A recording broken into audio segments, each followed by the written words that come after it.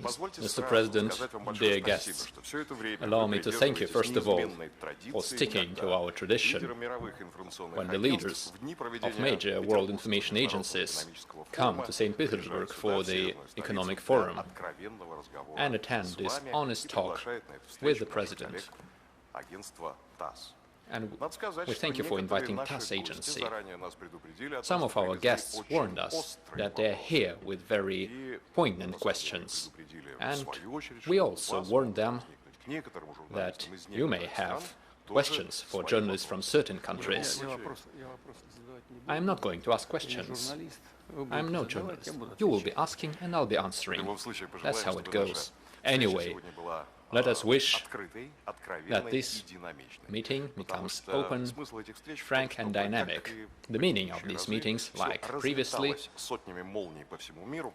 is to have poignant and acute discussions that will bring hot news for all the agencies. The agents present here are responsible for more than 75% of all the information flows in the planet.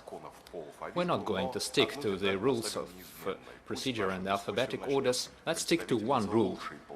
Let's give the first word to the female part of the journalists, Madam Kshimbayeva, Director General of the Kazakhstan Teleradio. Please, first question to you, Madam Kshimbayeva. Thank you very much. Mr. President, I have two questions for you. Recently, you finished your state visit to Kazakhstan. This visit was very successful, and I can definitely say that it was one of the most meaningful events on the bilateral agenda this year.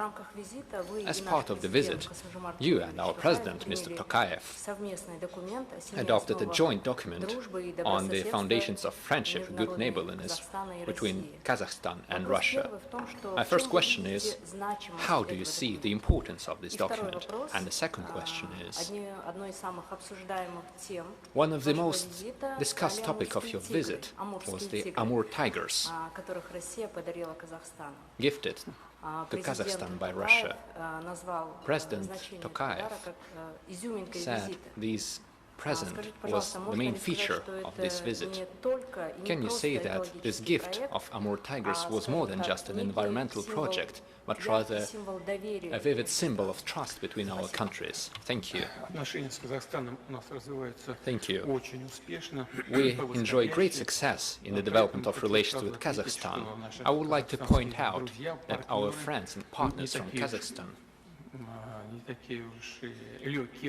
are not very easy partners, I will say.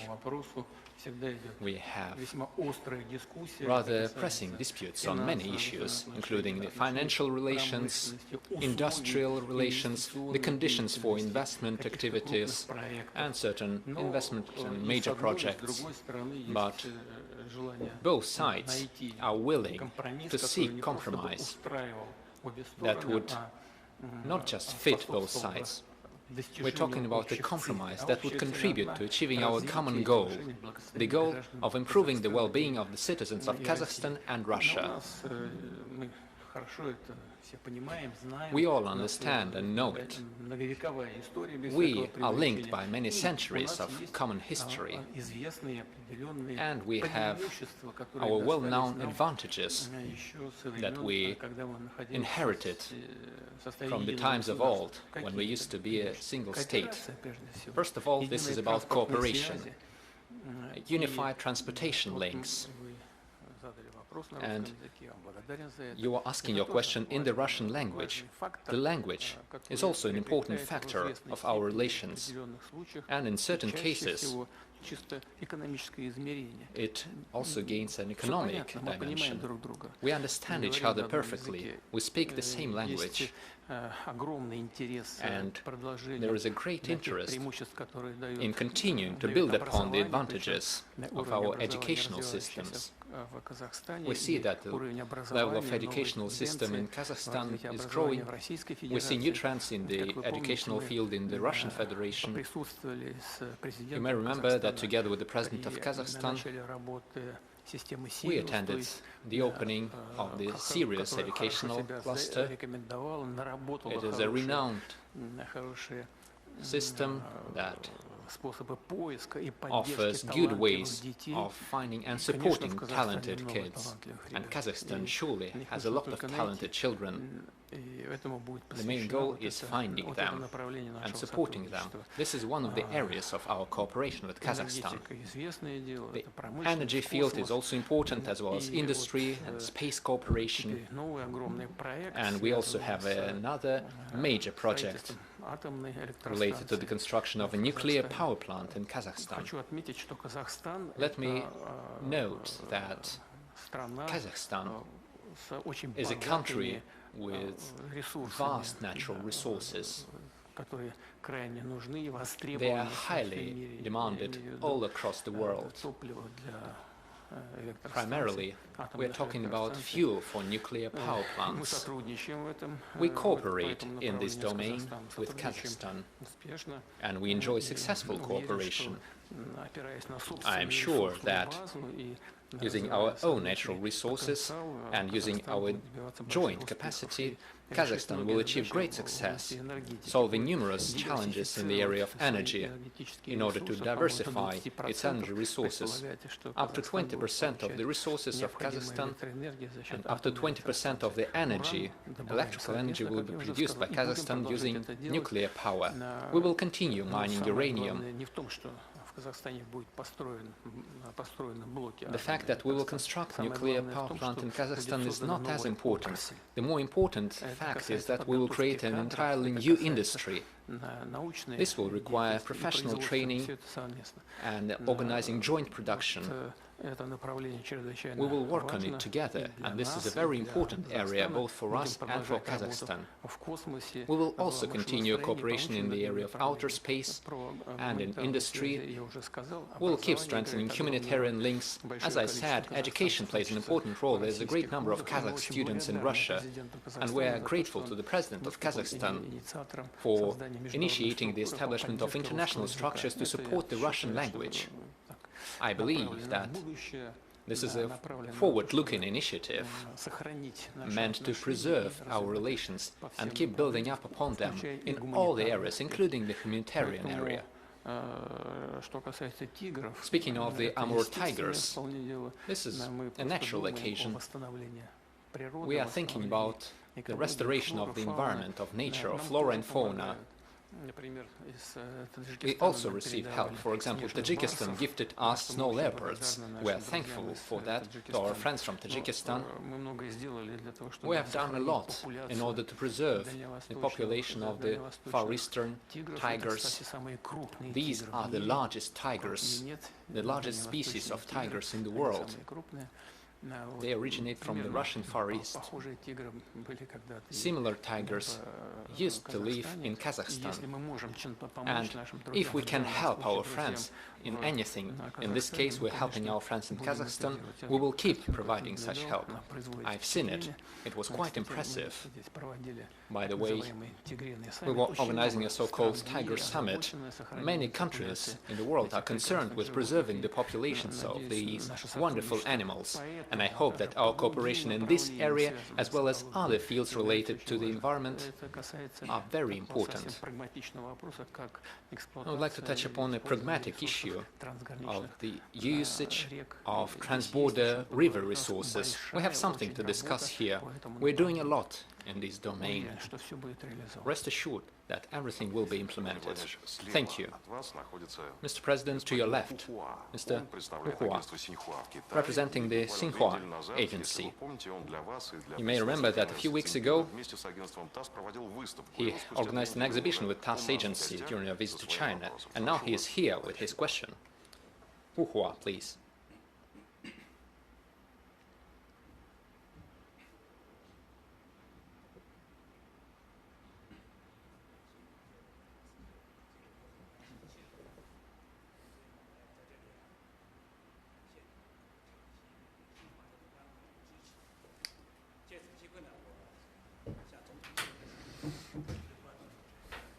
Oh, I'm sorry. 重新开始 ，once again。尊敬的普京总统，那首先祝贺您啊，不久前 Mr. President, 进行了十分成功 Mr. 的访 Putin, 问。I thank you for visiting China. This was a wonderful and successful visit. This year, we organized an important exhibition on the occasion of the anniversary of our information agencies, Xinhua and TASS. I thank you for paying special attention to us. Allow me to use this occasion to ask you a question. In May this year, you paid your 25th visit to China, and together with President Xi, you discussed very important issues relating to our international relations. We have done the counting. Over the past 14 years, you have had over 50 meetings. This is an unprecedented result. We enjoy relations of good neighborliness and friendship. Our relations are at their highest point. I firmly believe that this visit left a deep impression upon you.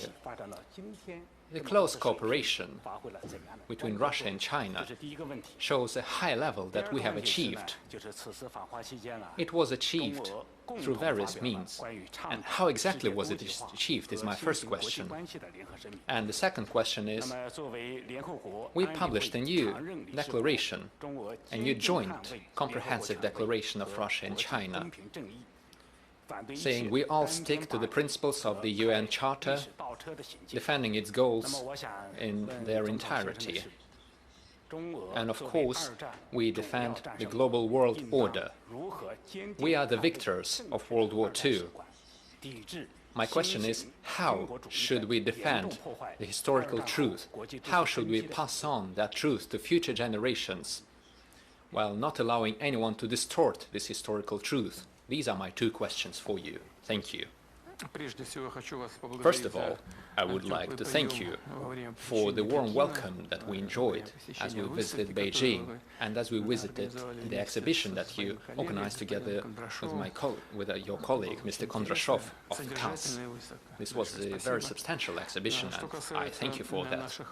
Speaking of the results that we have achieved in our cooperation, here's what I would like to point out. In the recent years, especially after the beginning of the events that we're currently witnessing in Ukraine, we keep hearing people say that Russia made a pivot towards Asia, that Russia changed its policy. No, Russia did not change anything. We did not pivot anywhere. The agreement, which laid down the foundations of our cooperation with China, the basic agreement that helped us achieve today's results, the results which are quite impressive, I must say. According to different statistics, we have about $250 billion of trade volume, and we see great diversification. But let me repeat, it all started back in 2001 when we signed the basic agreement. It was back in 2001. We are natural allies and partners. We are neighbors. We share a vast common border. You don't choose your neighbors. This is a thing of history. Throughout centuries and during our interactions, we have elaborated a certain system of principles that we stick to in our relations. It didn't occur today, yesterday, or 5 years ago. We have been working on them throughout centuries. China is rapidly developing. China is getting an increasingly large share in global economy, politics, and international affairs in general. Of course, we have been closely monitoring this progress, and we have been working together, cooperating. 25 years ago, we signed the foundational agreement that laid a good basis and established good fundamental conditions for developing bilateral cooperation across all areas. And now here are the results. In the recent years, we have seen greater economic growth and diversification of the economies of Russia and China. We see new opportunities opening for us in various areas. I'm not going to enumerate all of them, but I will say that, most importantly, in the recent years, we have been paying more and more attention to the matters related to the new economy based on artificial intelligence, digital technology, the biological and genetic achievements, and so on. We have always been cooperating. This isn't a thing of the past 5 years. We have always had cooperation in the military sphere. And we shall continue this cooperation as before. Nothing new has happened here. These are traditions of our relations. Military and technical cooperation are important domains for us. We make new advancements in this area. This isn't something related to the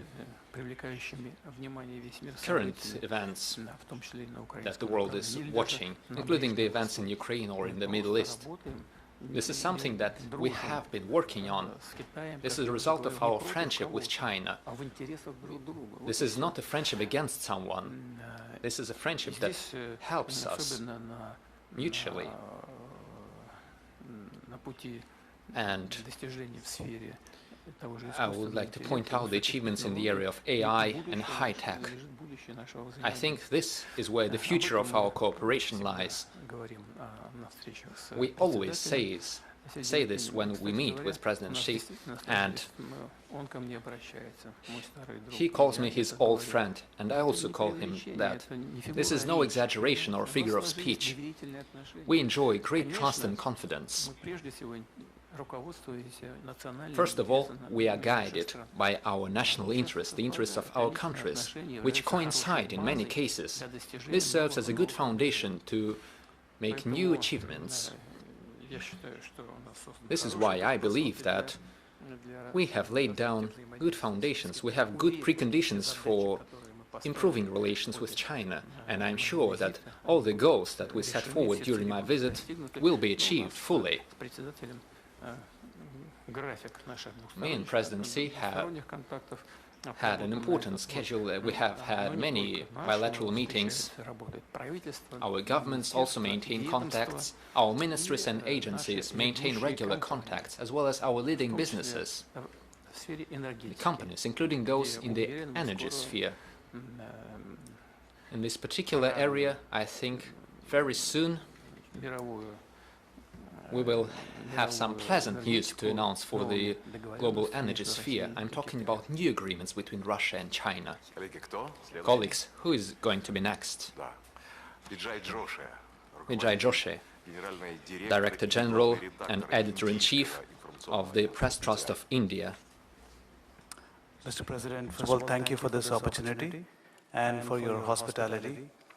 Mr. President, as you're preparing to travel to India for the BRICS summit in September, and the global community is watching the evolving dynamics between Moscow and New Delhi very closely, while the special and privileged strategic partnership remains the cornerstone for both nations, some observers say that India's alignment with Washington creates structural frictions with Russia. From your perspective, how will you serve to inject fresh momentum into bilateral relationship? What steps can be taken to ensure that Russia-India ties remain resilient against external geopolitical pressures?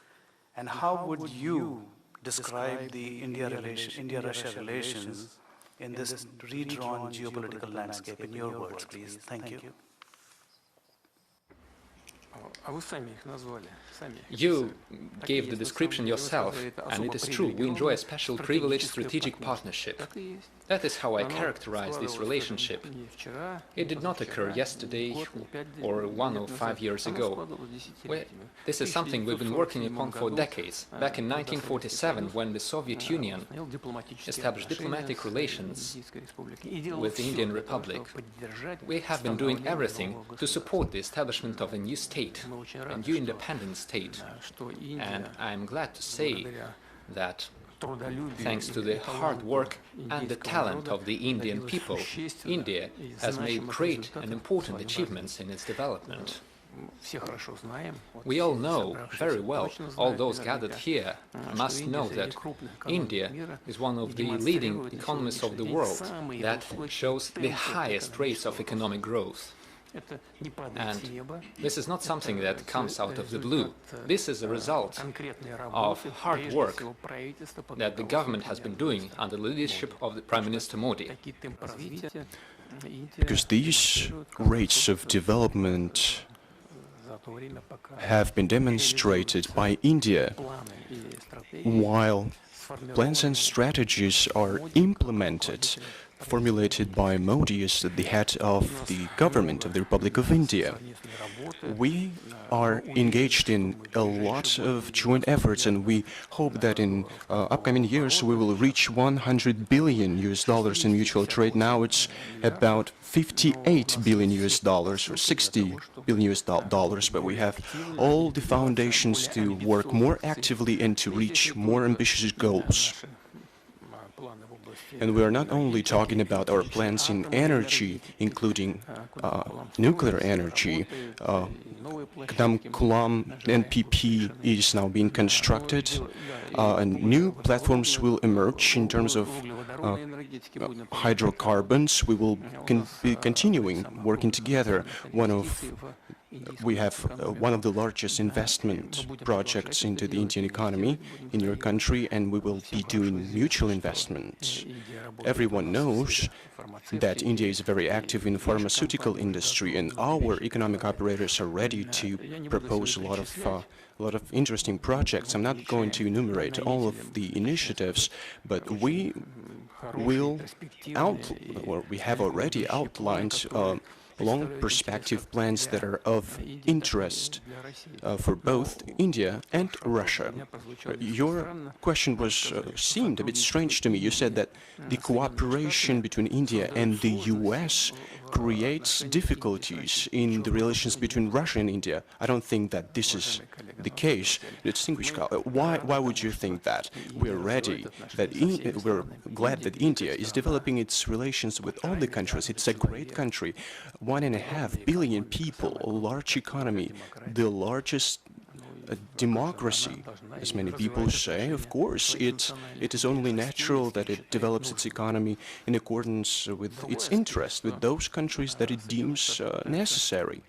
Another thing is that the US are trying to put pressure on India in some matters, for example, when it comes to cooperation with Russia on some tracks, but everyone has understood that putting pressure on Narendra Modi, that has the largest population in the world, is detrimental for international relations and for bilateral relations.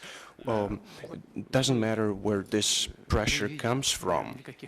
We don't see any negative consequences. I think that we can come to an agreement with all the participants of this process.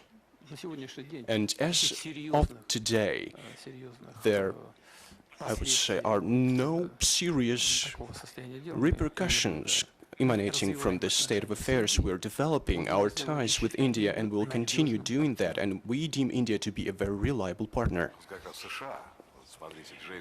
James Jordan, representative of the US, the Associated Press Agency, please. Thank you. Please be as genuine as you can. The organization of this gathering is always fascinating to hear President Putin's views on many global matters. I've been here for 3 years now. It's always an interesting experience, so thank you. President Putin, yesterday hundreds of drones were launched into Russia from Ukraine. Some struck a naval base nearby, some struck an oil depot nearby, causing a plume of smoke over St. Petersburg, your home city. Flights were also disrupted into the airport here. More broadly, the Russian economy has dipped recently. Your personal approval ratings have also dipped. And the US says the invasion has become a strategic disaster. Those are the words of Marco Rubio. He also added that Russia won't achieve its war aims by military means alone. Given this, is it still logical to pursue your war aim of controlling the whole of the Donbass region, or are you ready to make a deal? Thank you.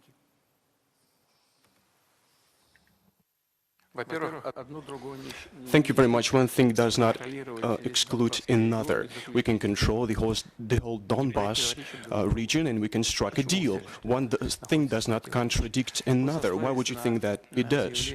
You have referred to a statement of Marco Rubio.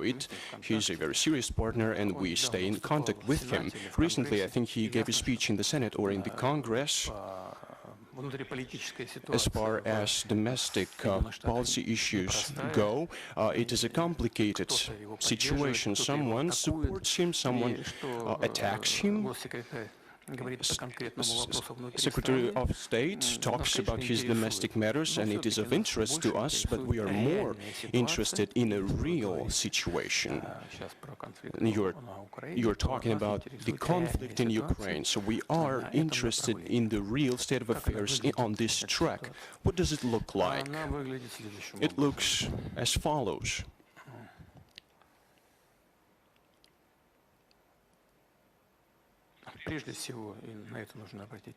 First and foremost, one should pay attention to it. The Russian armed forces are advancing along the whole line of contact. There is no place where we would not be advancing.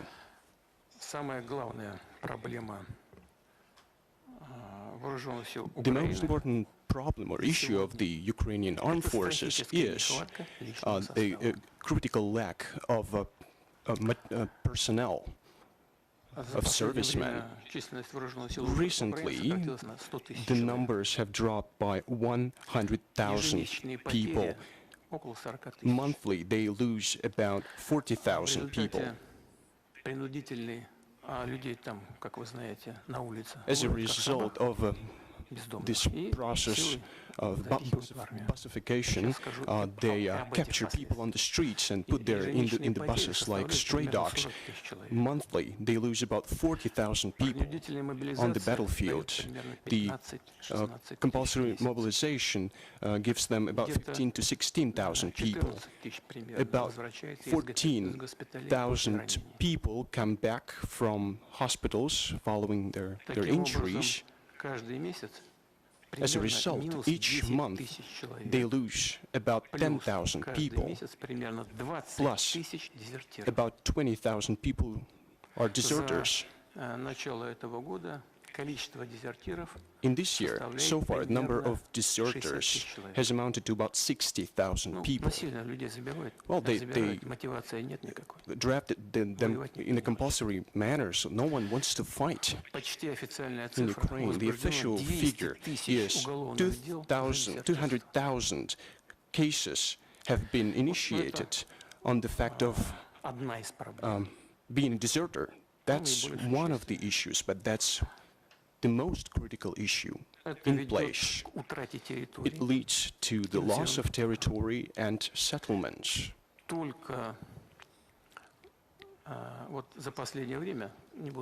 Recently, and I'm not going to give you the exact number of settlements because I'm afraid I can make a mistake, but about 2,440 square meters of territory was captured by the Russian armed forces. We advance on a daily basis. You talked about the Donbass region. The Russian army, the Russian Federation has full control of the Lugansk People's Republic. And it has also acquired control of about 85% of the Donetsk People's Republic. Until recently, Ukraine used to control 25% of the territory. Now it controls about less than 15%, 80% of the Zaporozhye region are are under our control, and this process is progressing every day. Of course, Western sponsors are supplying great numbers of drones, of different models, long-range drones to Ukraine. Some are able to penetrate our air defense systems. But Russia has an effective and efficient air defense system. Of course, we have to update it, to modernize it, to strengthen it, but Ukraine does not have the system at all. They have separate components of this system, but they don't have the system as a whole. They have Patriot systems and other systems, but there's a great lack of them. But they don't have a unified system in place. They don't have any strike capabilities, the likes of which Russia has. I'm talking about hypersonic missiles, cruise missiles, land-based, sea-based, air-based systems. I'm talking about all of them. And there's another thing that is maybe the most important thing that I'd like to talk about. The Russian people is full of patriotism and is willing to do everything for the victory. That's the main prerequisite for achieving all the goals and tasks of the special military operation. The list of questions that I deem important should include one other thing, one other condition, namely the presence of one's own scientific, military and personnel base for solving all the issues to supply everything that is necessary for the Russian Federation. And this base is being strengthened month in, month out. And of course, it is at the foundation of all those accomplishments that I have just referred to. Therefore, I'd like to sum up what I've been talking about for the last couple of minutes. I'd like to add that there is no doubt that we are ready, that we want to come to an agreement with Ukraine through peaceful means, using the foundation that we discussed with President Trump in Anchorage. Back then,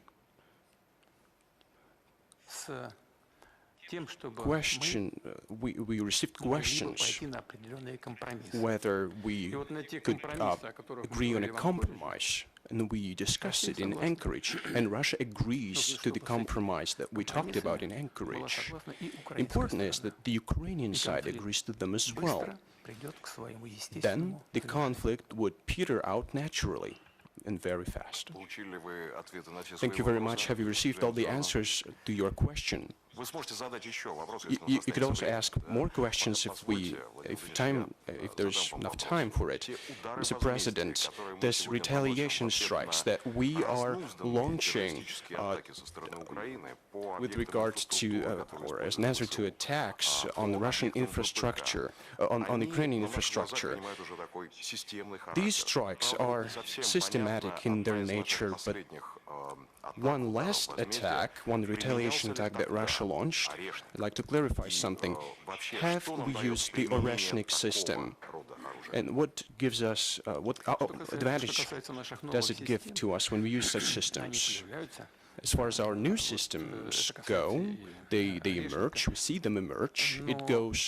It is true for the Oreshnik system, but I think it's a bit different from what we used to do previously, before the conflict erupted in Ukraine. What I mean by that is that we used to test these systems on test sites, but we have not tested Oreshnik because we didn't have any. We haven't used Oreshnik on the battlefield when you're being genuine. And I'm gonna reveal a military state secret to you today, because we launched a strike and we wanted to see the results because it was convenient. We're talking about the Belitserkov settlement and the Donetsk People's Republic, where the main fortified region is. Our drone struck that a building, and we wanted to see what was it built on.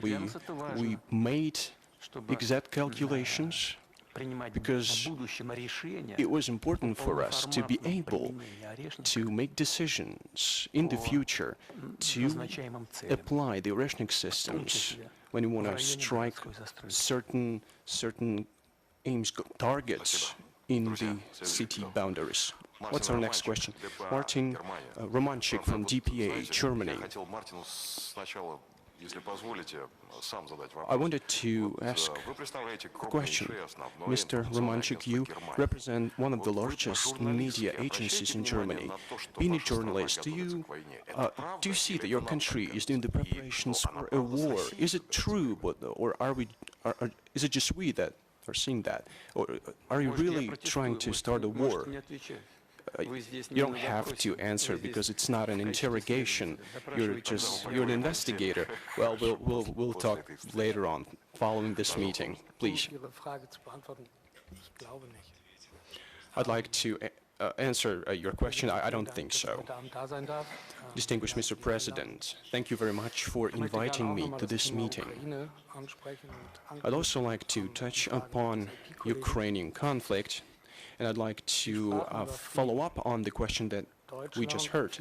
You talked about peace. Germany and other European states would like to participate in negotiations aimed at reaching peace. Currently, the negotiations are taking place with the U.S. as intermediaries, despite the developments in Iran. What role can be played by Germany and by Mr. Federal Chancellor? And I'd like to ask something else. You said that you see Gerhard Schröder as a possible intermediary in the negotiations. Apart from Mr. Schröder, who else can act as a mediator from Germany in these negotiations? You said something that I'd like to draw your attention to. First, you said that Europe would like to take part in these negotiations. Is that right? Second, who, apart from Mr. Schröder, could possibly act as a mediator? One thing is to participate in the negotiations, and another thing is to be a mediator. How can the European Union or separate countries of the European Union be a mediator if they directly abet the efforts of the country with which we have an open armed conflict? They are engaged in this conflict directly. How can they act as intermediaries? Because if you want to be a mediator, you have to be neutral.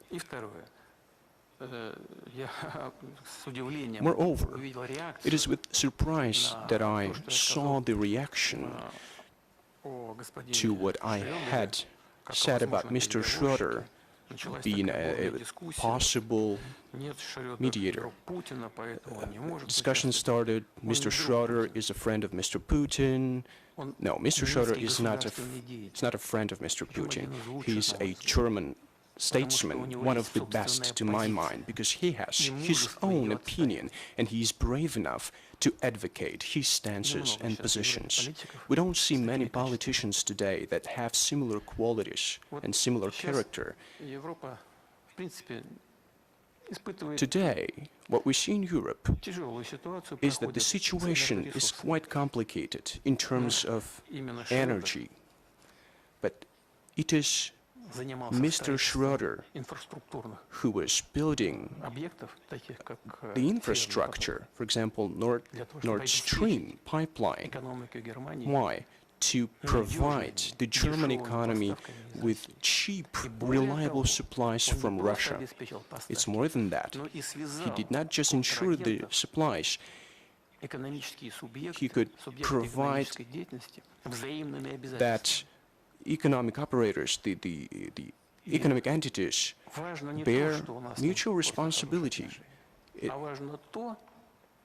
We have good relations, that's true, but more important is that he pursues the national goals of his own country, but moreover, you can trust him. That's the main issue, the main essence.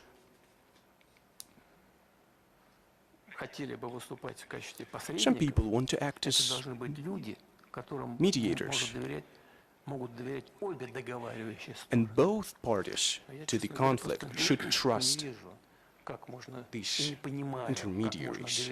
But I do not understand, how can you trust, or how can Russia trust the people that have been repeatedly saying about inflicting a strategic defeat upon Russia? That's the issue. That's the issue, Martin. That is the problem. Nevertheless, we never reject any opportunity. We had never said no to contacts with the representatives of the European Union in certain formats, whether it is with intermediaries on Ukraine or not. I have said that we have our problems with that. It is hard to disagree with that, and yet we maintain contacts. We do not reject them. You may just pick up the phone and call us. If you want to come, you may come. But it is up to them. They are not willing.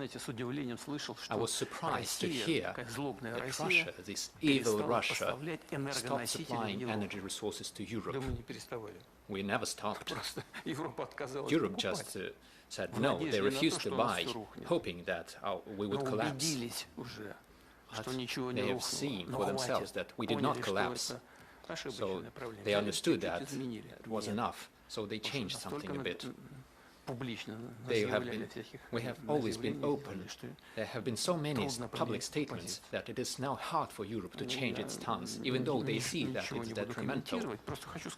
I'm not going to make comments on that, but I want to repeat, we never said no.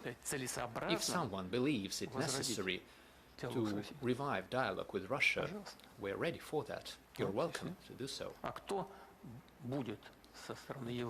Who is going to be the negotiator from Europe? I don't know. We're not trying to impose our opinions. I simply heard the discussion saying that Russia is trying to impose something to appoint the negotiator. We're not doing that.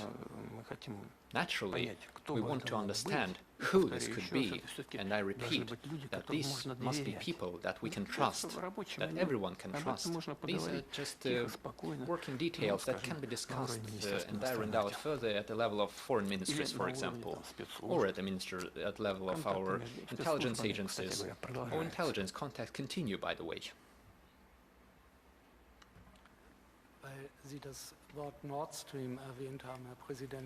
You mentioned Nord Stream, Mr. President.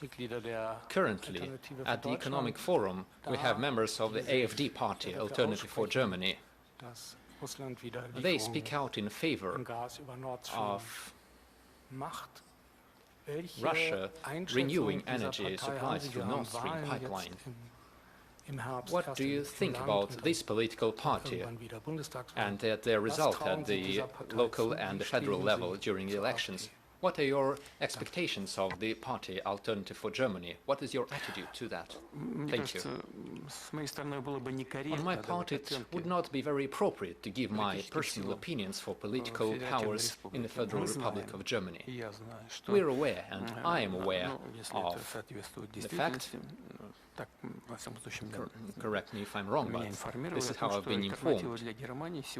I know that AFD is currently ranking first in the rating of political parties of Germany. It overtook the Christian Democrats, and they made great leaps, and they are far ahead of the Social Democratic Party of Germany. I'm not going to make any comments. I will only say one thing. In my view, This is all due to the fact that the leadership of this political party is capable of stating their clear positions in the interests of the German people and the German economy. They are not afraid to speak about that openly, and they are ready to fight for it. This is reflected in their political ratings and results. What is going to happen next and how things are going to progress on the political arena of Germany, I don't know, and I don't want to make any forecasts or predictions. Speaking of the views, we welcome all political powers of the Federal Republic of Germany, all those willing to restore and develop relations with Russia. Whether it is the AFD party or any other political force, we are open to working with everyone willing to work with us. Here's someone wishing to work with us, Belarus. Belarus Information Agency Belta, Mr. Andrei Mohor. Good evening. Mr. President, thank you for the opportunity to have this genuinely open discussion of the topics that concern everyone, not just those gathered here. The relations between Russia and Belarus, as stated many times, can serve as a benchmark for international relations, seeking balance between integration and the preservation of national sovereignty. Even in the Eurasian Economic Union, we don't see such levels of cohesion and cooperation. In your view, how can we overcome the looming crisis of trust in relations with all partners, our partners, who sometimes act with a view to destroy the relations? You're talking about the crisis of relations? Yes, the crisis of trust with partners from the post-Soviet space. In particular, I'm talking about the events currently taking place around Armenia. I see. There is nothing unnatural here. The political forces backing the current Prime Minister of Armenia have been openly saying this for a long time. There is nothing inherently bad about it. They're using certain Western standards and use the European standards. I believe that any sovereign nation has the right to choose their own priorities the way they see fit for the development of their own country and to reinforce their independence, sovereignty and economy, first of all. It is up to them to choose the relevant standards and partners. Here's what was the cause for our concern. It is the fact that Armenia adopted a law to begin. By the way, Mr. Lukashenko pointed that out. I even forgot about it.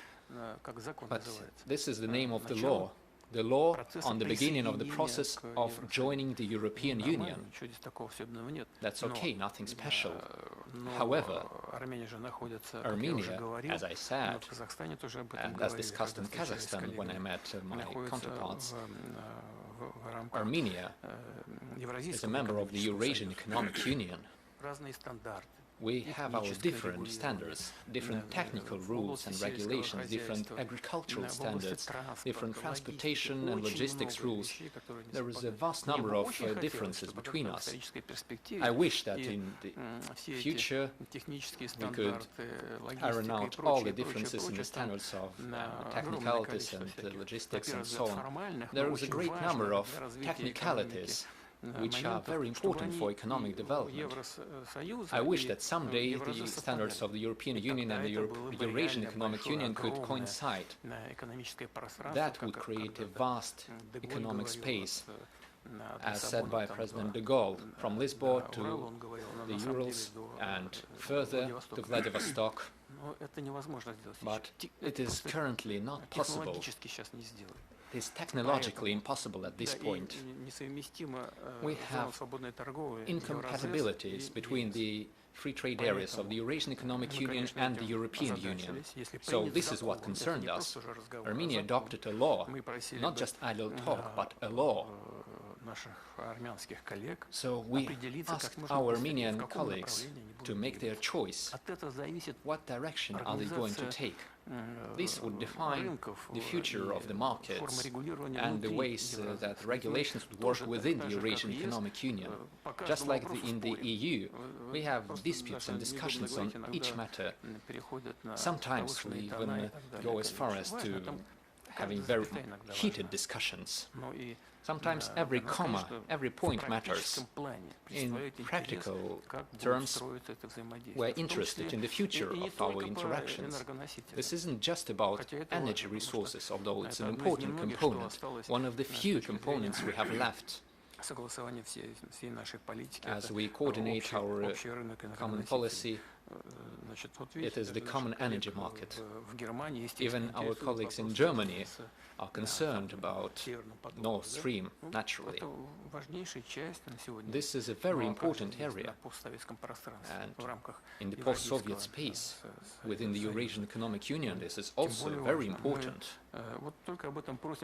This is the only thing we asked, to make a choice. Even Prime Minister Pashinyan himself, back in the day, or I'd say very recently, he said that he believed it necessary to organize a referendum on this issue. We only have one thing to ask: do that as soon as possible. That's it. We don't have any claims against them. We maintain good relations with Armenia, and we will maintain them, whatever the decision they take. That's it. Speaking of other countries, irrespective of the technical difficulties, we always find an agreement with the countries on the post-Soviet space.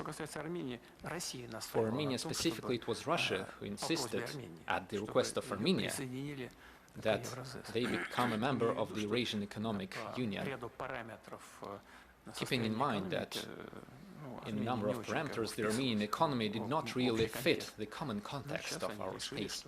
But now they decided that they should think about a different direction. We don't mind that. They're free to do so. We only ask them to make their choice as soon as possible, so that we can see the future more clearly. This is not a political issue, in my view. There are certain economic and technical issues. That's right, and I hope we will deal with them. Speaking of Nord Stream and energy, by the way, as you know, Nord Streams have been destroyed, exploded, but there is one line of the Nord Stream 2 pipeline which is still intact. We could launch the supply of gas tomorrow. We could provide natural gas to Germany from Russia at first notice. It's a matter of just pushing the button and the gas will go. But it will require a decision by the government of Germany. We have an existing contract between Gazprom and their partner in Germany. Contacts are still there. They maintain contacts. Gazprom never rejected that. Gazprom could start shipments tomorrow, if needed. And the partners of Gazprom are also willing. They want that. So the only obstacle is a decision by the government of the Federal Republic of Germany. This is a matter of politics, a matter of sovereignty. They didn't just set off an explosion. This was an act of state terrorism. I think you will agree with that. There is still one line of the pipeline. It is intact, but it is still under American sanctions, the US sanctions. If the government of Germany could find an agreement with their partners and lift the sanctions, then we can just push a button and natural gas will flow. Whenever we do that, even tomorrow, this is a matter of sovereignty and a matter of finding an agreement. If you say no, it is a no. But you can say to the partners in Washington that you need that, since you're going through trying times and great challenges given the high prices which undermine the competitiveness of the German economy. They are harming the entire European Union because Germany is the power train of the entire European economy. You may say that you need the system, or perhaps you can find a solution and find a peaceful resolution by explaining the seriousness of the situation. That's all it takes.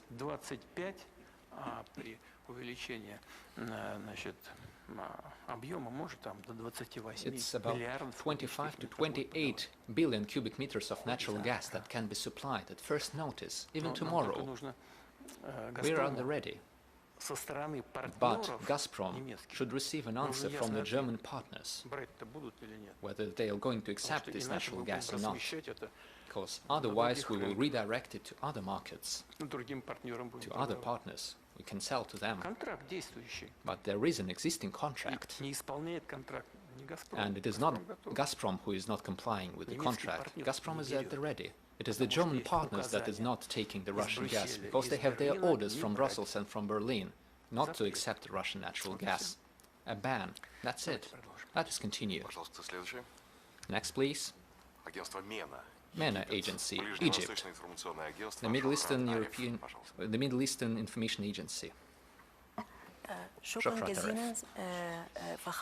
Thank you very much, Mr. President, for inviting me to take part in this dialogue. My question is, what is your view of the role of President al-Sisi in establishing stability in the Middle East? What role can Egypt and Russia play in order to de-escalate the tensions in the Middle East?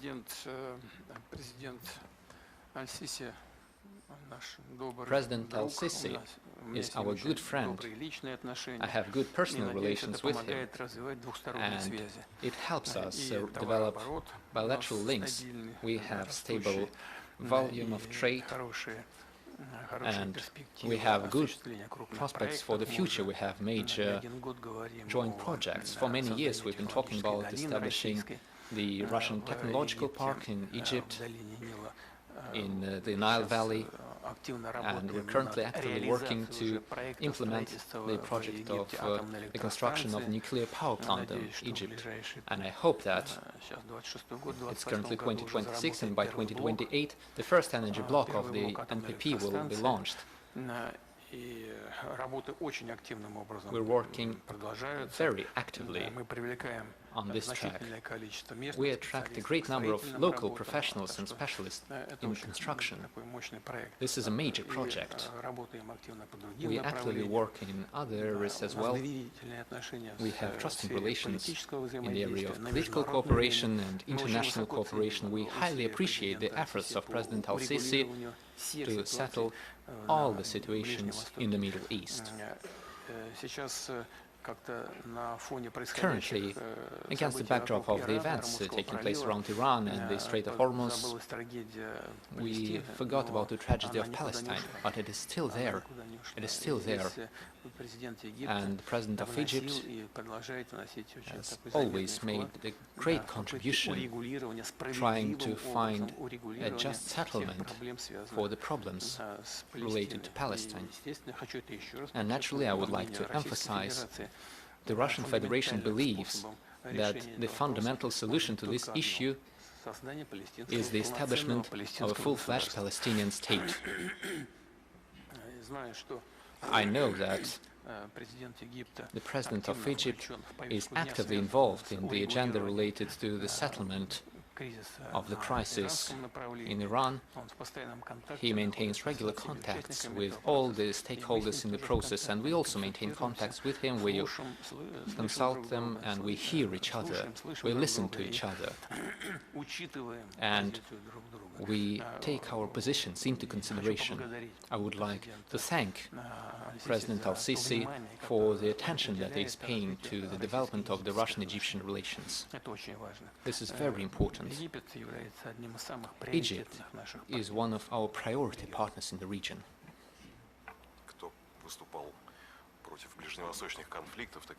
It was Spain who was speaking of Middle Eastern conflicts.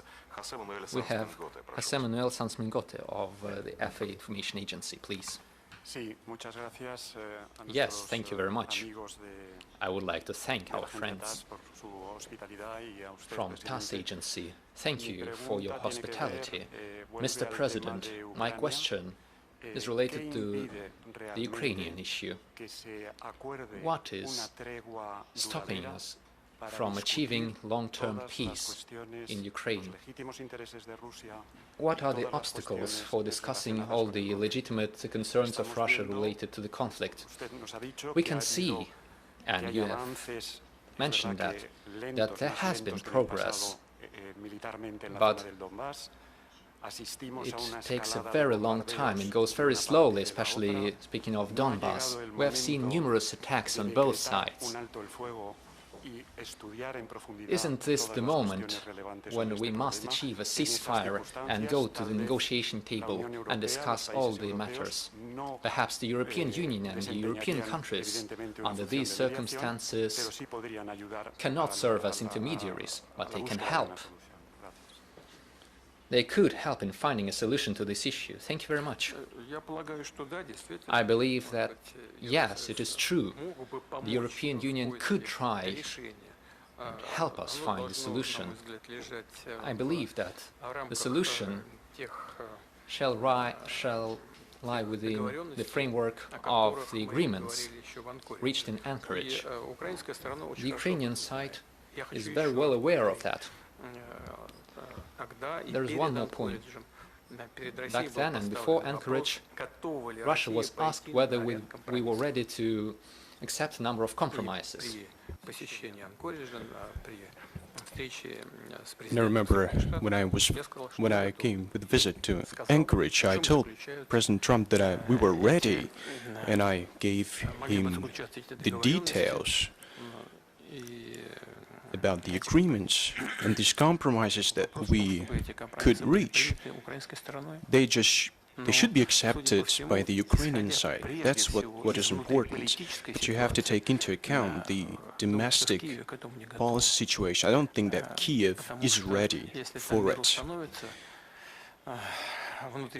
If we achieve peace there, the fight for power in this country, the economic situation against this backdrop, all this will change radically.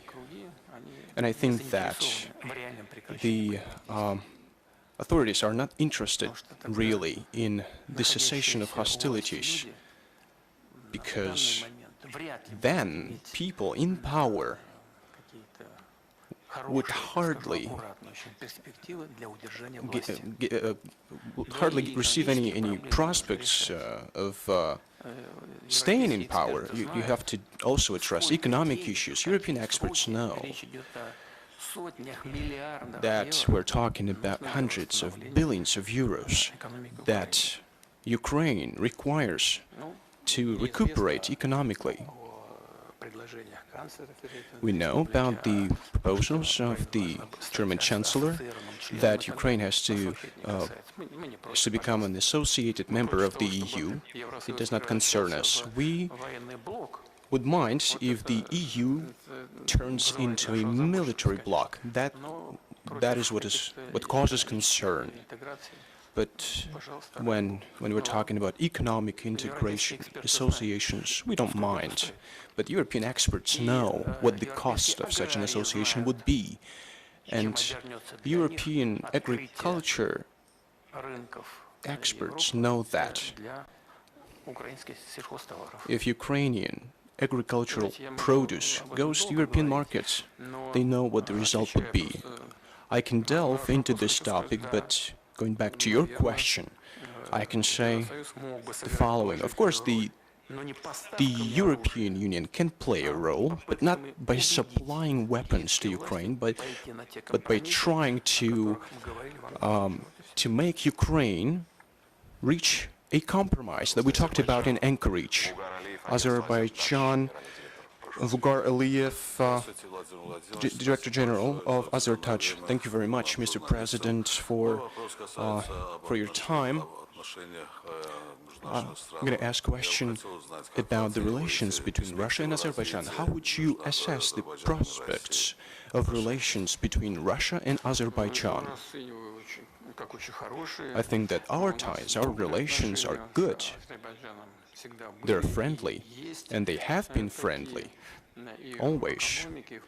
I'm talking about the economy, about politics. A couple of years ago, we signed a strategic cooperation treaty, and we are developing our relations. President Aliyev makes great efforts to fill this treaty with substance, and we see that in certain areas of our cooperation.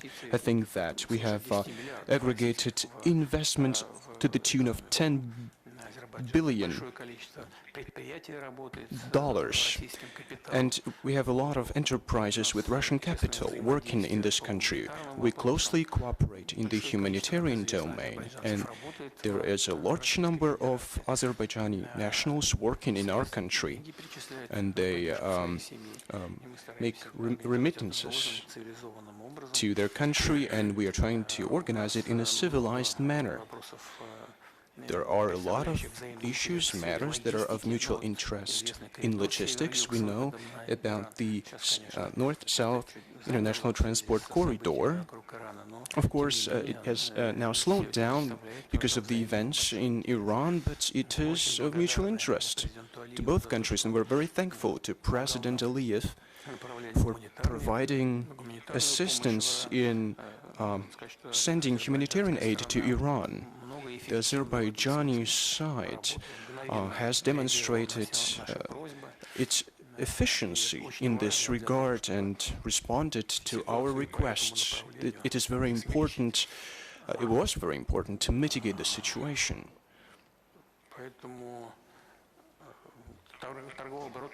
Our trade turnover is on the rise.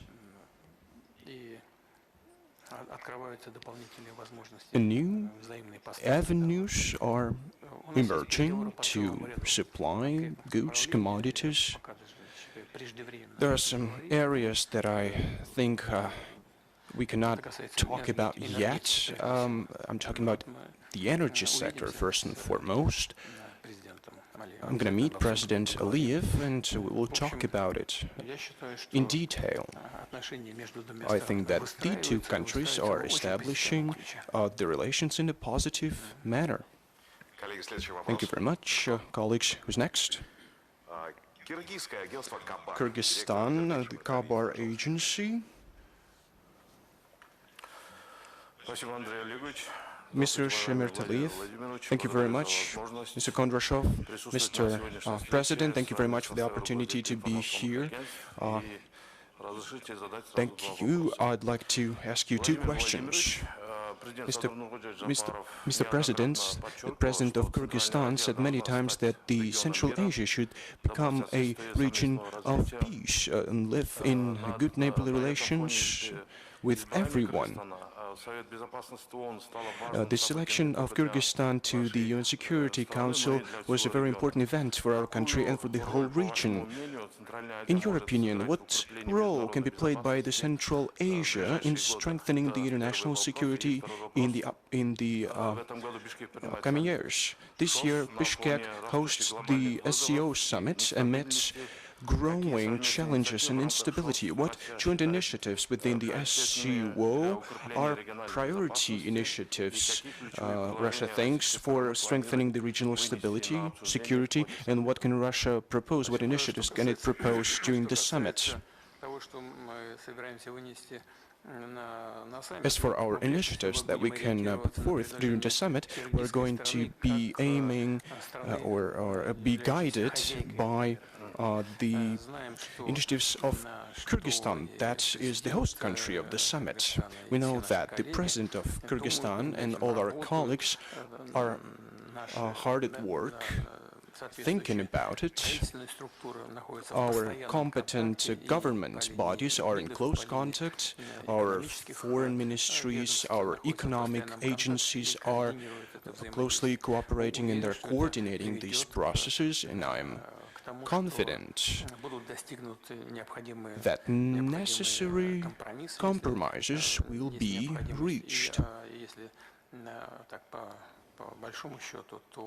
Generally speaking, we hope that it's not going to be about words only, but there will be progress.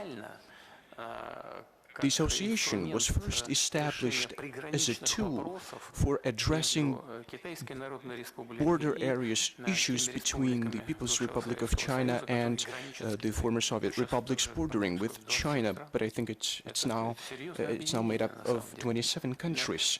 It's a very serious association. We are engaged in serious efforts aimed at economic integration. Maybe not everyone has noticed it, and it is an important factor in regional affairs. 27 countries, just think about it. It's a very serious matter. Important is that the Central Asia, with all its resources, with its vast territories, with the growing populations, the Central Asia increasingly attracts the attention of the international community because, first and foremost, it has a vast economic potential, and everything that is now being done within the organization will, of course, be of interest to both Russia and our partners. And we wish every success to our Kyrgyz friends, and we will be doing everything in our power to make our contribution to make this summit take place successfully. France and Great Britain. Let's start with France. The French press main managing editor, Pereira. Please, you have the floor. Good evening, Mr. President. I have a short question with regard to Ukraine. Mr. Zelensky, the economy is going to touch upon it. We see that there are certain difficulties because military expenditures have grown because of the special military operation. Is it possible that the Russian economy will withstand these difficulties? My second question is about Mr. Zelensky. If you are going to negotiate with him to sign a peace treaty, what would you say to him? And do you think that he's a legitimate leader of Ukraine? Whether Mr. Zelensky is a legitimate representative of Ukraine, I would say that lawyers should deal with this issue, should answer this question, should analyze this in detail. Of course, if we reach this stage of signing documents, it's not our whim. You understand? Any country in our position should sign documents of this kind.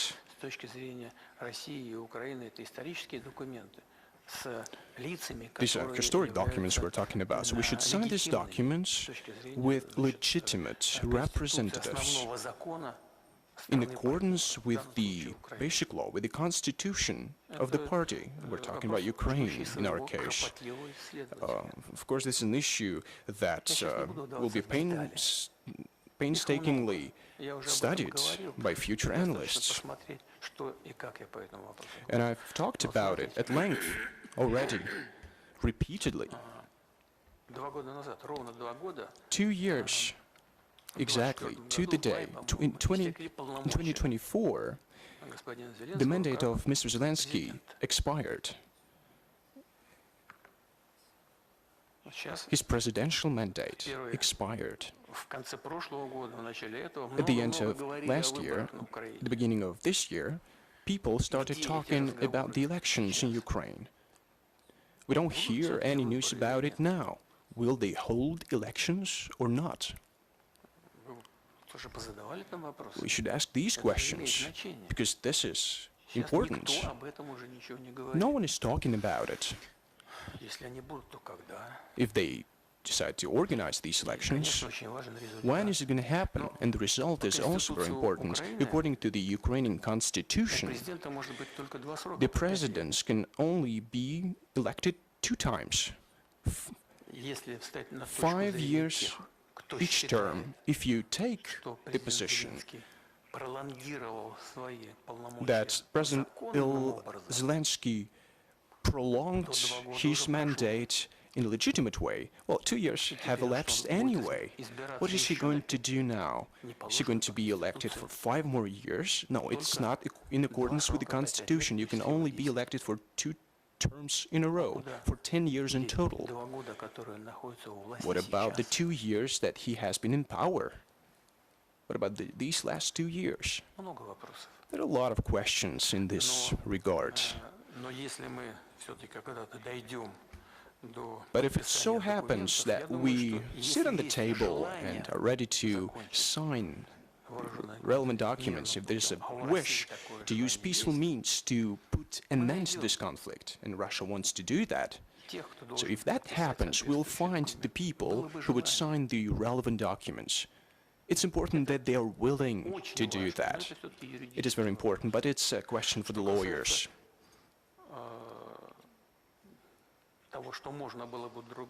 As far as what I can say to Mr. Zelensky, if we are nearing, if we will near the end of the conflict, well, thank God. That's what one would say, that it's gonna be over soon.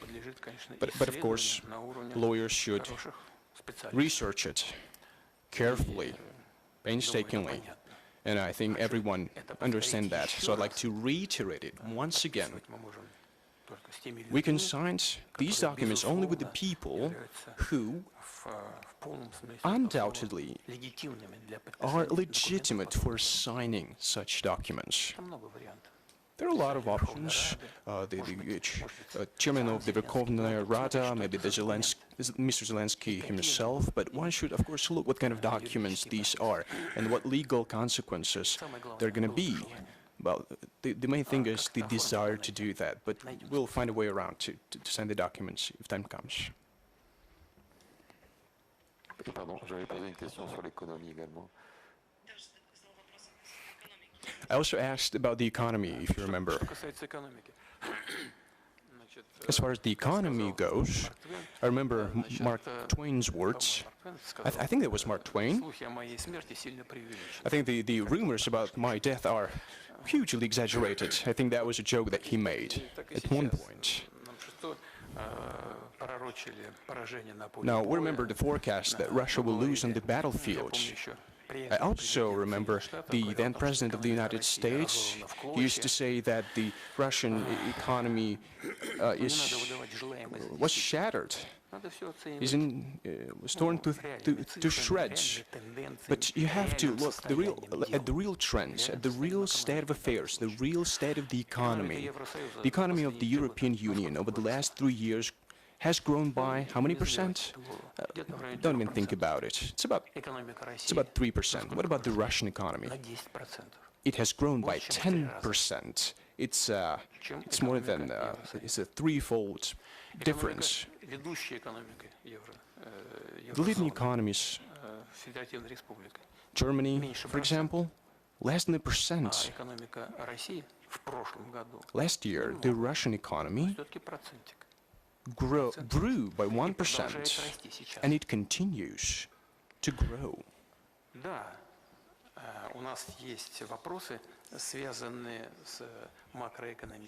Of course, we have some issues when it comes to macroeconomy. Rising inflation, for example.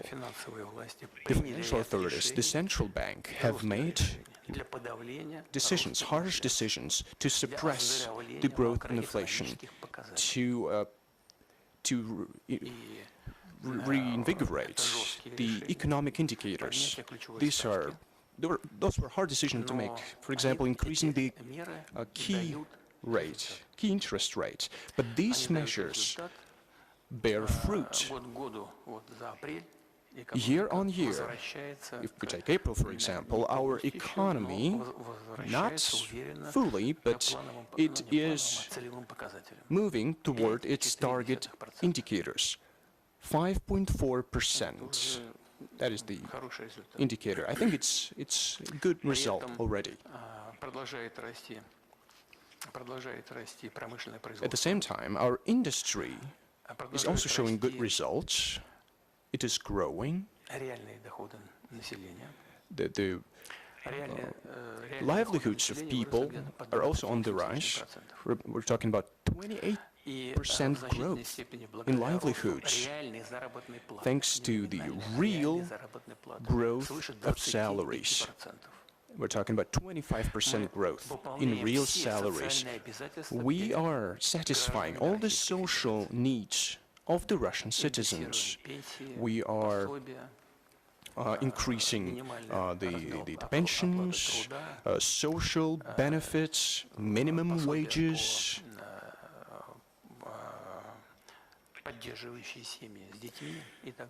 different measures to support large families. By 2030, we were planning to decrease the number of people receiving less than the living wage. We wanted to decrease this number of people by 7%.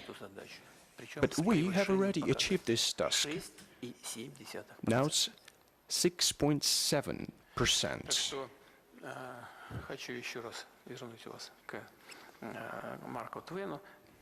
So, remember I was talking about the quote of Mark Twain,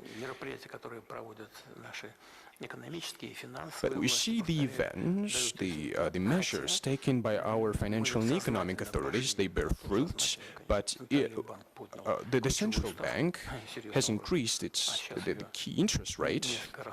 Now it has reduced this key rate down to 14.5%. Many people think that it is not enough and we should keep reducing the rate. I'm not going to comment on it because it's going to take a lot of time. I'm always listening to this discussion between the economic bloc of the government and the central bank. But we are achieving results, and we deliberately made that, understanding, mindful of the fact that the volumes of investment to the capital would reduce with such high interest rates. Of course, we will see a decrease of investments, but we did that deliberately. We tried to cool down the economy.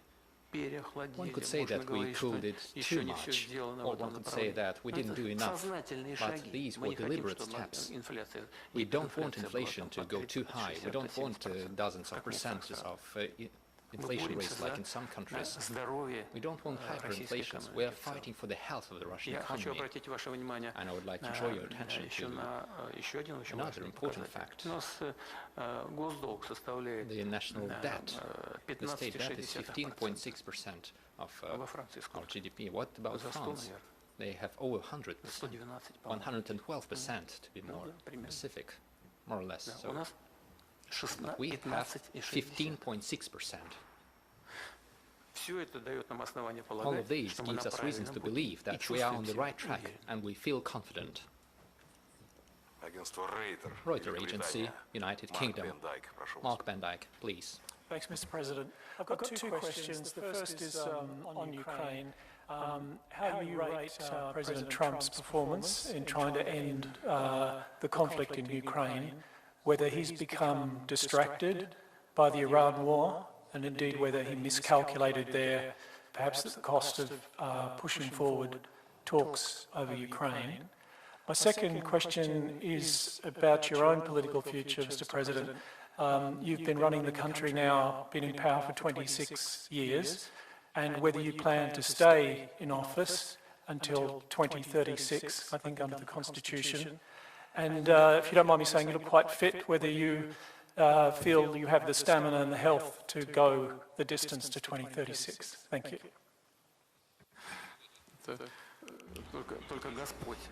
Only God knows whether I'll have the health, whether I and you and all gathered here will have the health to live until tomorrow, the day after tomorrow, or even solve the tasks that we're faced with and to achieve the goals that we're setting. Only God knows. That's what I'll begin with. It is true that, according to the Constitution, I may get re-elected until 2036, but it is too early, too premature to talk about that, if I'm perfectly honest. I am not even thinking about that. I'm being perfectly honest with you. The country is facing numerous, major, acute challenges, and they must be solved. We should be thinking about the future of Russia. That's what we should focus on. That's the first thing. Now, speaking of the Ukrainian track and speaking of what was done by the President of the United States in his attempts to settle the conflict, I already said, and I believe that there's nothing bad in repeating this. I think that President Trump is sincerely trying to settle the crisis in Ukraine. It is true that, and he has confirmed this too, he said he didn't expect this would be so hard. Perhaps some steps and some things don't seem too complicated, but as soon as you start getting involved into that, when you delve deep into the problem, it turns out that there are too many unknowns in the process, and they matter.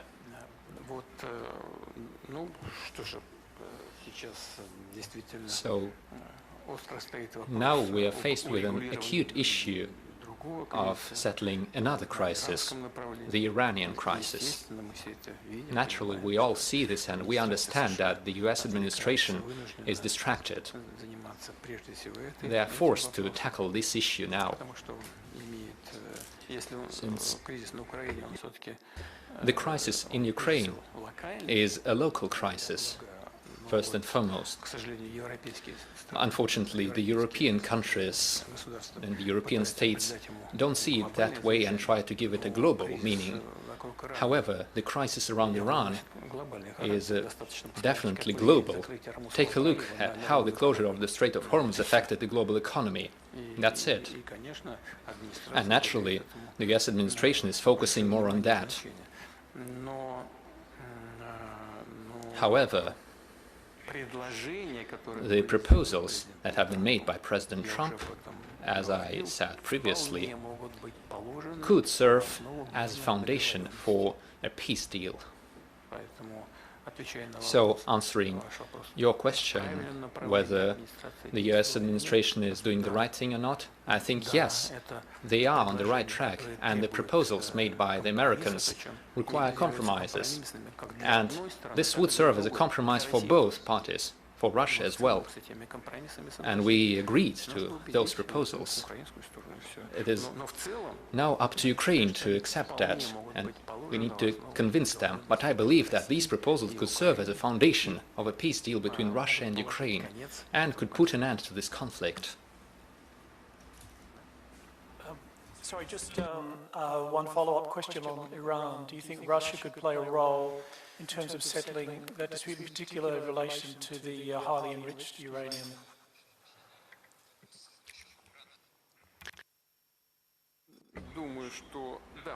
I think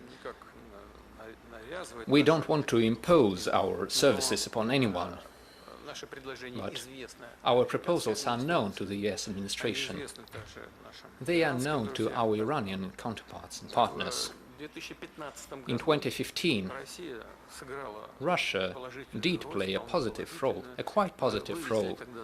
Back then, we relocated the enriched uranium to the territory of Russia from Iran, and this served as a foundation for the JCPOA. The crisis was resolved, and the then US administration supported such steps. We implemented all of that, and we de-escalated the tensions. So then what happened? There is uranium in the territory of Iran. No one's denying that now. And what happens now? The uranium should be subject to IAEA control, and the entire global community, including the United States and Israel, from this moment on become part of the process of eliminating the highly enriched uranium, because this is under their control. The IAEA controls on paper, but everyone is involved in the IAEA activities. So we have the uranium. Here is the uranium, here is the volume, here is the quantity, here is the control regime, and here is the enrichment process. We have such capacity now too.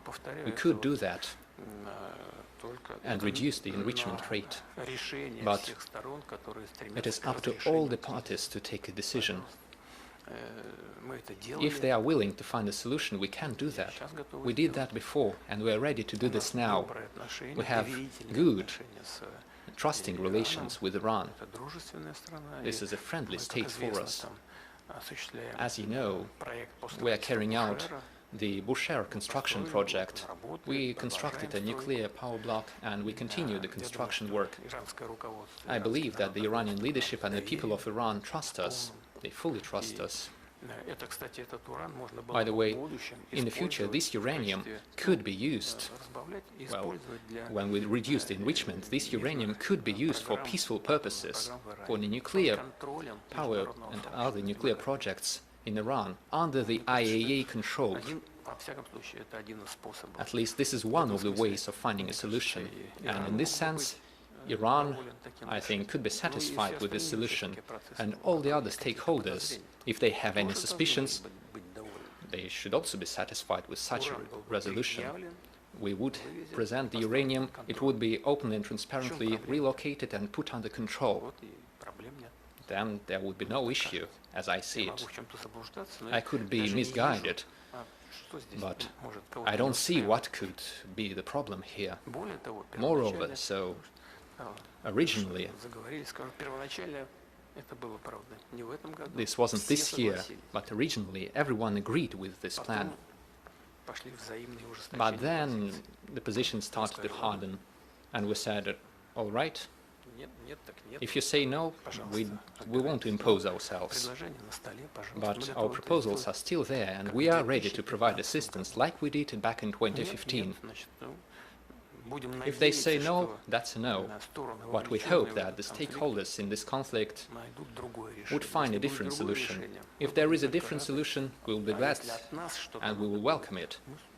If they want something from us, we will support any steps aimed at finding a solution and would de-escalate the situation. Mr. President, we've been working for 90 minutes. We could go on for 20 minutes. Could we take a couple more questions? Because the President of Uzbekistan is coming soon. We have a meeting with him. So we have the opening of a nuclear power plant construction in Uzbekistan. I made notes to three colleagues, Martin Romanchik, Vijay Joshi, and Jose Manuel Sanz. Three questions, friends. Please. Martin, please. Mr. President, 2 years ago,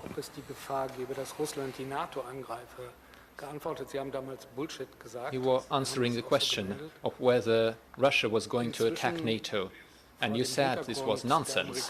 At least that's how it was reported. But now, even the American plans not to deploy intermediate and long-range distance missiles in Germany, and given the emergence of new details regarding the United States relocating its troops from Europe to Asian countries, given all that, there is still talk of Russia possibly attacking the territory of NATO in the future. What do you think about such statements? One should just ask themselves. Each and everyone thinking of this should ask themselves, why? Why should Russia do that? The conflict in Ukraine was originated in the coup d'etat in Ukraine and the suppression of all things Russian in Ukraine. The suppression of the major part of the population of Ukraine that did not accept the coup d'etat. This is a Russian-speaking country. Even the so-called nationalists in Ukraine mostly speak Russian at home. But that's not the thing. The thing is, The coup d'etat was followed by domestic events in Ukraine. And at the end of the day, I will not go into detail about the Minsk agreements and so on, but in the end we were forced to support a part of the people of Ukraine living in the territories that did not accept that coup d'etat. They were trying to get these territories involved into NATO. They openly deceived everyone, and you are all well aware of it. Starting from 1991, they were saying there would be not a step to the east by NATO. It was said by a Secretary General, and it was said by a citizen of Germany. I can't remember the name now, but he used to be Secretary General of NATO. All right, but what does Europe have to do with this? What's the point for us? What is the reason to attack Europe for Russia and to wage war against NATO? This is nonsense. It's more than nonsense. This is a deliberate provocation. Provocative statements meant to establish the illusion of a threat, to force the populations of these countries to spend more money on defense. And as a first step, they are forcing the population to pay for the actions of the regime that seized power in Kiev. I think that's the answer to your question. This is not just nonsense. They are provoking everyone. I'm surprised by the fact that part of the population of the European countries, surprisingly enough, believe it. This is ridiculous. It could be funny if it weren't so sad. We keep saying that one of the goals of the operation is the denazification of Ukraine. And everyone kept saying, kept telling us, what kind of denazification are you talking about? What is denazification? They said that this was some nonsense made up by Russia. Why denazify Ukraine? They asked us. Listen, dear colleagues, everyone witnessed it, but almost no one talked about it. The reburial of nationalists, of Nazis in Ukraine, those who throughout World War II were killing Jews, Poles and Russians. 1 million people killed in Ukraine. Million of innocent people. And now Ukraine is reburying the remains of these executioners with military honors. They're honoring them as heroes of Ukraine. Poland had a weak reaction. Israel had an even weaker reaction. Everyone's turning a blind eye, shamefully turning a blind eye to that. And the current head of the Kiev regime is doing that. And he's a Jew. Remember, his grandfather was fighting against Nazis. I think he's turning in his grave now. There is the Organization of Ukrainian Nationalists, the UPA, an absolutely pro-Nazi organization. And they are naming acting regiments of the armed forces of Ukraine in honor of the Organization of Ukrainian Nationalists. I believe that the law says, or is about to say, that propaganda of Nazism is prohibited. But we should draw the attention of the Ukrainian authorities to the fact that it is not enough to put this into law. You should stick to the law. You should implement that in practice. Listen, I understand that the so-called collective West is not willing to see a stronger Russia. They want to use Ukraine to hold back Russia, to make sure we don't defend our national interests so eagerly, to put us into our place and so on. But you must understand, the threat that the revival of Nazism poses for everyone. The weapons from Ukraine are crawling all over the world. That's a fact. We have flourishing corruption in Ukraine all throughout the system, deeply rooted in the country. But we see the revival of Nazism too. What will we do about it? The colleagues are saying that Ukraine should be part of the European Union or an associated member of the EU or have a different status. All right, they are free to do that. But we have the facts. Something that happened just a few days ago, the reburial of one of the Nazis in Ukraine. He personally killed Roma, Jews, Poles, Russians, million people.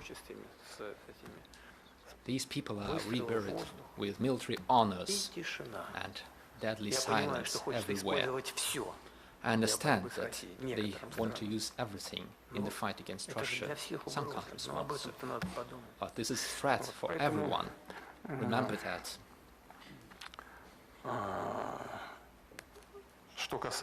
Now, speaking of the attack of Russia on Europe, this is nonsense.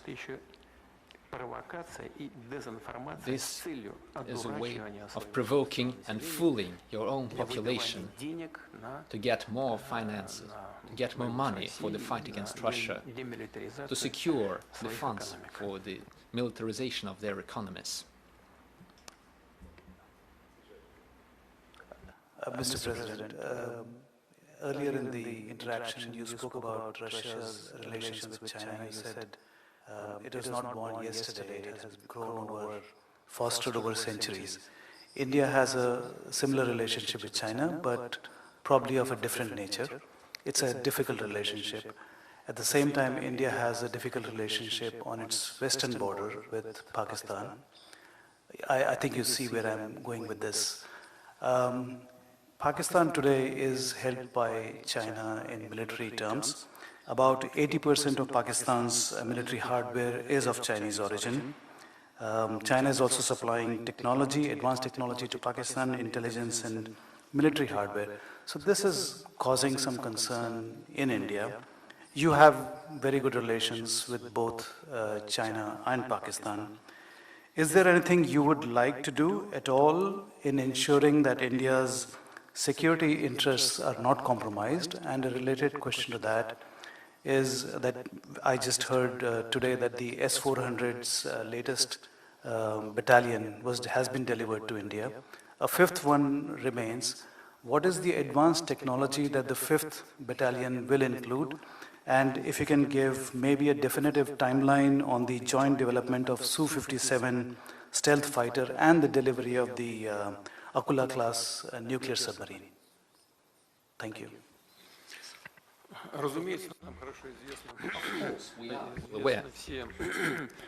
Of course, we are well aware of all the intricacies and, of course, all the issues concerning the border between India and Pakistan.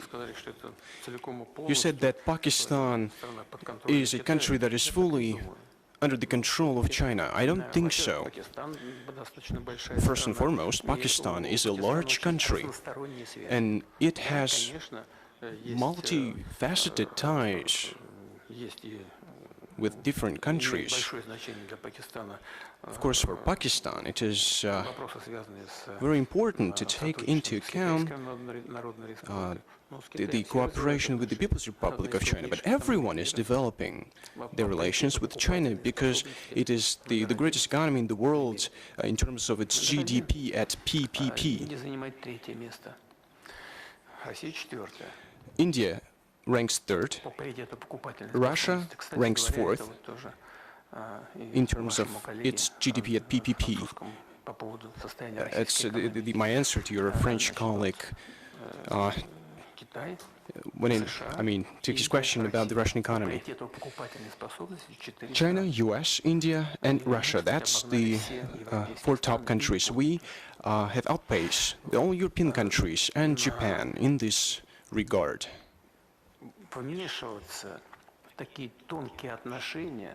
These are delicate, multifaceted relations between India and China, and interfering into them, it's not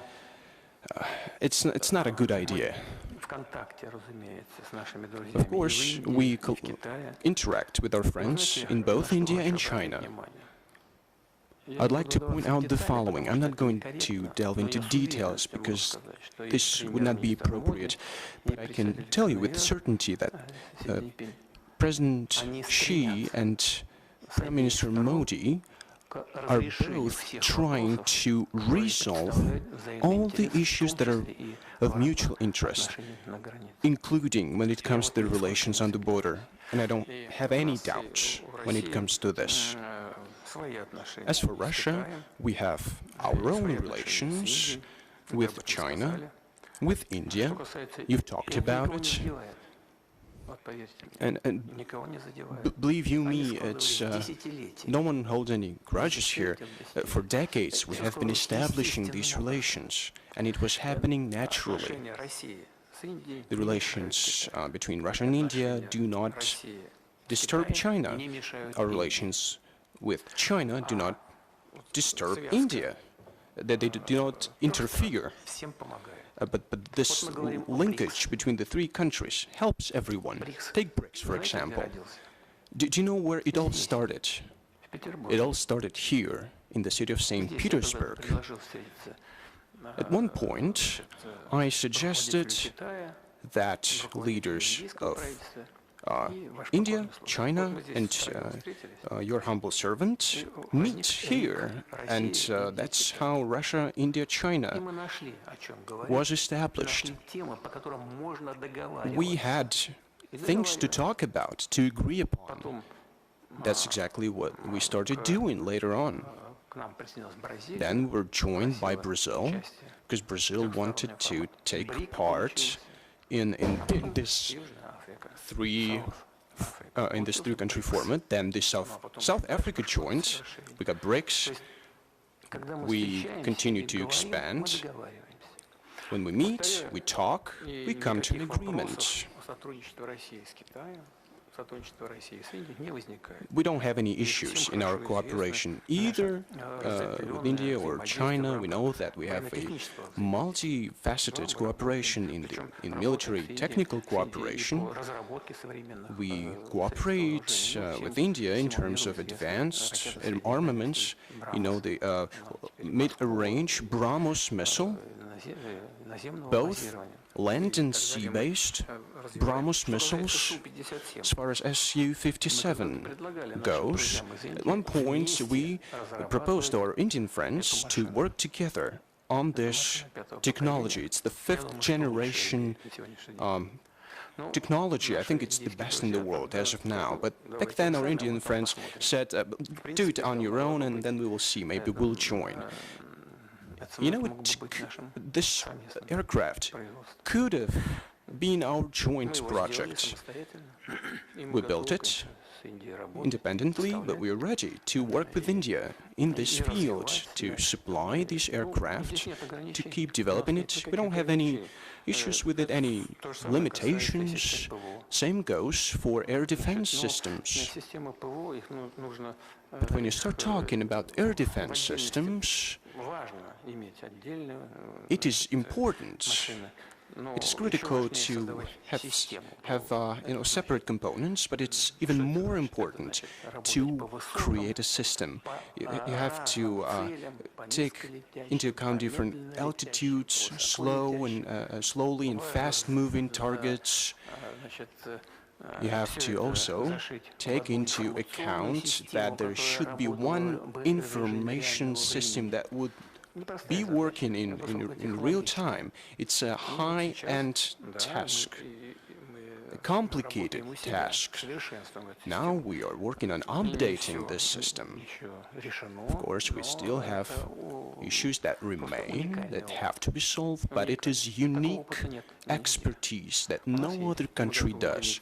We do have this expertise, and we're ready to share this technology with our Chinese friends, with our Indian friends, and that's what we are doing. And we will keep working in this regard. APT agency, please. Yes, thank you very much. I would like to ask a short question. Am I right to understand your answer to the question, are you denying that military hostilities should stop before talks would start? And the second question is concerning Latin America. Throughout the recent months, did you have any contacts with the United States regarding the Cuban issue and what happened in Venezuela? Did you discuss the capture of President Nicolas Maduro? What does Russia say about it? Speaking of the contacts on Cuba, I will tell you directly, a direct answer to your direct question. You asked whether we discussed this with the American administration. Yes, we did. I don't want to make any further comments on that, because we did not send our oil tanker to Cuba. Cuba is a friendly state for us. Throughout decades, we have enjoyed good friendly relations. The US administration is well aware of that. Our contacts with Cuba continue. Now, speaking of stopping the hostilities as a precondition for talks, there is no need to stop hostilities to start the talks. No need. We did have talks already, and hostilities continued as we were having these talks. Here's the issue. Let us be honest and frank. I have already said that there are fundamental factors to the conflict. I talked about it when I answered the question from the American colleague. There is a number of conditions that we're talking about. The Russian forces are on the offensive. Every day, if you look carefully at the events, you will see that the Russian armed forces are taking more and more localities and territories under their own control. 2,500 square kilometers recently have been taken under control of the Russian army. 2,440,000 square kilometers. Under these conditions, Ukraine would prefer that we stop the offensive. Take a look at the Zaporozhye region. We take 1.2 or 1.3 square kilometers every day, or 800 square meters. We go deeper along the front line. Of course we want to stop that, but it would be better to stop the war itself, accepting the compromises that were discussed in Anchorage. That's the better option. Please. Thank you, Mr. President. Just a follow-up question to Russia's relationship with its European neighbours. Associated Press reporting has tracked 191 instances of malign or illegal activity across Europe since 2022. Western officials attribute these to Russia and its proxies, and they include... Are you talking about Russia's actions in the territory of European countries? Correct. Russia and its proxies. These actions include sabotage, attempted assassination, cyber attacks, and influence operations. Western officials say this is just the tip of the iceberg, and these are the ones that have been tracked or proven. Does this mean that Russia is already waging a war against the West, and does it not risk escalation? This does not mean anything. This only means one thing. This only means that certain political figures in the West, in the Western European countries, are trying to enact aggressive plans against the Russian Federation. You mentioned certain attempts of cyber attacks, assassination attempts, and so on. And you said that these are only the proven facts, revealed facts. But what are the specific facts? What has been proven? What did one of the prime ministers of the UK say about it? Let me remember the wording.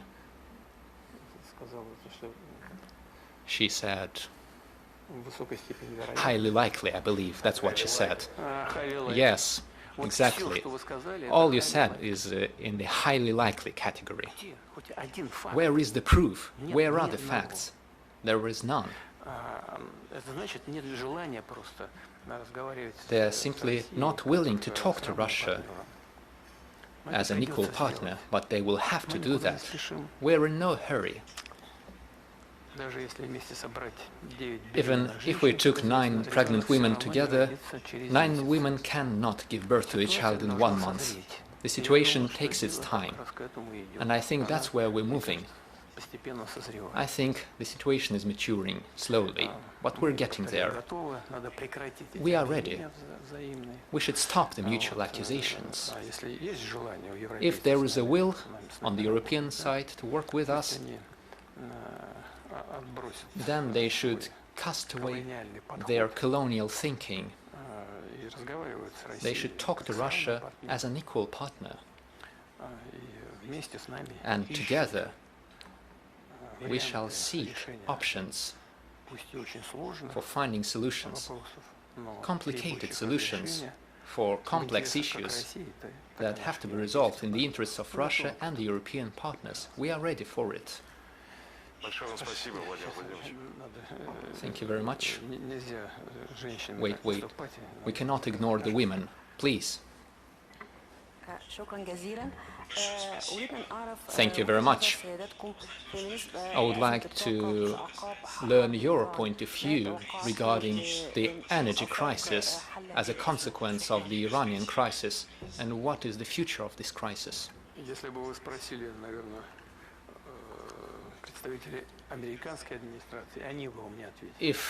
Even if we ask the US administration, they wouldn't answer that. I don't think they have the final answer to this question. But there is no doubt that the people of Iran has proven that its interests should be taken into account as such crises are resolved. The people of Iran have shown cohesion and their will to fight. This is a factor that undoubtedly should be taken into account as we find a solution to this crisis. Naturally, this is a politically complicated situation for us, given the fact that over the past decades we have established very good neighborly and friendly relations with the Arab countries and the countries of the Persian Gulf. We maintain contacts with our Iranian friends, and we have always emphasized throughout these contacts, from the very beginning, we have been saying,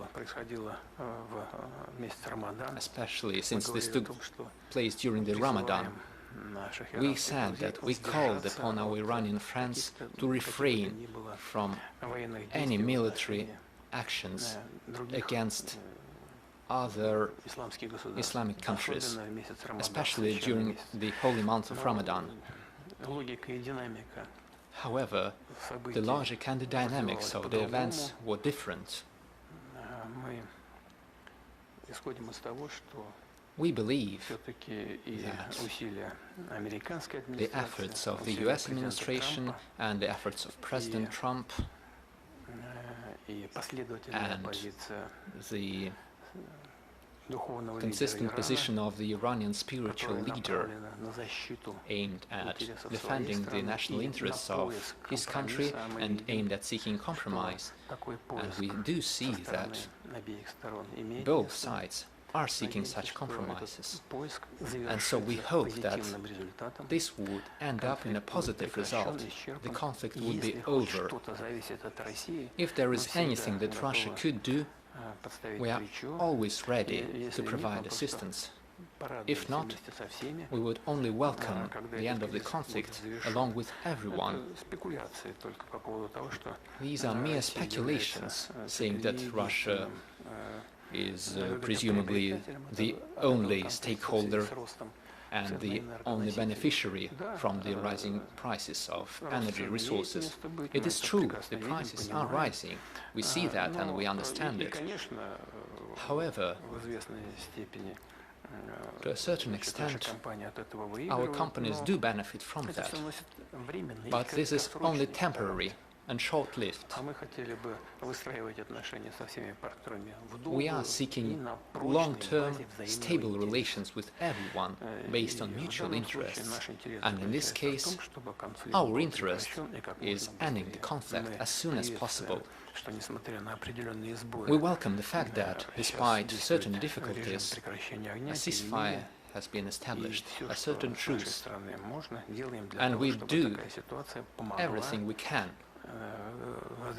to assist in resolving the conflict in general. We maintain contacts with all our friends. Let me repeat, we will do everything we can, and if needed, we will provide our assistance in order to end the conflict. That's it. Thank you very much. Thank you very much, Mr. President. Thank you for this open and frank talk. I wish you all the success.